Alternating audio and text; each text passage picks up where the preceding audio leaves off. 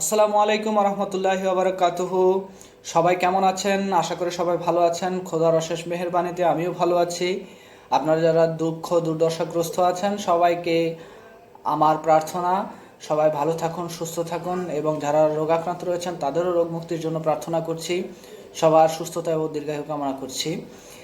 গতকাল আমরা কোনো ক্লাস আপলোড করতে পারিনি কারণ আমাদের এলাকায় বিদ্যুৎ বিভ্রাট ছিল। বৈদ্যুতিক তার বা খুঁটির সংস্কারের কাজ চলেছিল, তার কারণে বিদ্যুৎ বিভ্রাট ছিল। আর গত পরশু আমরা আলোচনা করেছিলাম ইউ আর ওয়েলকাম এই কথাটির প্রতিবাক্যগুলো ব্যবহার করে কতভাবে ইউ আর ওয়েলকাম বলা যায়। আর আজকে আমরা সম্পূর্ণ নতুন একটি টপিক নিয়ে আপনাদের সম্মুখে হাজির হয়েছি, যেটা খুবই গুরুত্বপূর্ণ। ধরুন আপনি এমন কোনো কাজ যেগুলো আপনাকে বাধ্যতামূলকভাবে করতে হয়, নিজেকে নিয়ন্ত্রণ করতে পারেন না কিন্তু করতে হয়, সেই কথাগুলো আপনি ইংরেজিতে বলতে হলে কিভাবে বলতে হবে।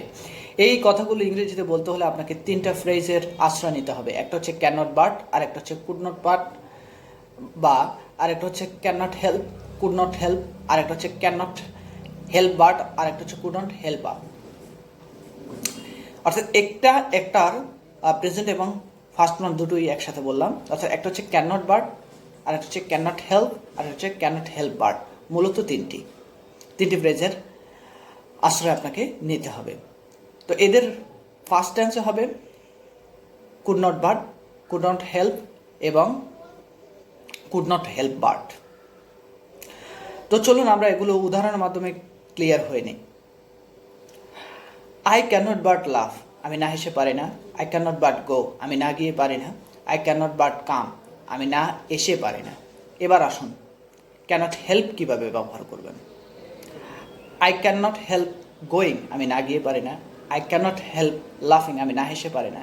I can not help coming, আমি না এসে পারি না। এবার আসুন, যদি আপনি কুড নটে বলেন তাহলে কিভাবে বলবেন। আই কুড নট বাট লাভ, আমি না হেসে পারলাম না। I could not but go, আমি না গিয়ে পারলাম না। I could not but come, আমি না এসে পারলাম না। যদি আপনি হেল্প দিয়ে বলতে চান তাহলে কিভাবে বলবেন। আই কুড নট হেল্প লাফিং, আমি না হেসে পারলাম না। I could not help doing, আমি না করে পারলাম না।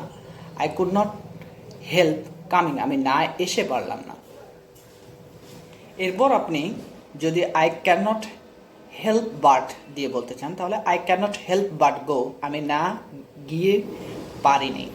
I can not help but come, আমি না এসে পারিনি। I can not help but return, আমি না ফিরে পারিনি। I can not help but keep, আমি না রেখে পারিনি। আর এগুলো যদি আপনি ফার্স্ট টেন্সে বলতে চান তাহলে কীভাবে বলবেন। I could not help but go, আমি না গিয়ে পারলাম না।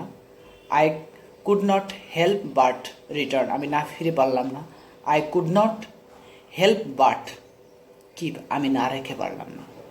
তো সুতরাং বোঝাই যাচ্ছে তিনটি ফ্রেজের গঠন একই, অর্থ একই, কিন্তু সামান্য কিঞ্চিত পার্থক্য রয়েছে। সেটা হচ্ছে নুয়ান্স। সেগুলো হচ্ছে যে ভার্বের বেসিক ফর্ম হচ্ছে কোথাও, আর কোথাও পার্টিসিপল, প্রেজেন্ট পার্টিসিপল ফর্ম হচ্ছে। সুতরাং আমাদেরকে একটু সতর্ক থাকতে হবে। যদি আমরা হেল্প ব্যবহার করি তাহলে ভার্বের প্রেজেন্ট পার্টিসিপল ব্যবহার করতে হবে, আর যদি আমরা বাট ব্যবহার করি তাহলে ভার্বের প্রেজেন্ট ফর্ম ব্যবহার করতে হবে। আশা করি সকলের বোধগম্য হয়েছে। সবাই ভালো থাকবেন, সুস্থ থাকবেন। See you in the next video. Till then, stay blessed, stay well, stay healthy, and follow the hygiene rules which is directed by the government. Thank you all.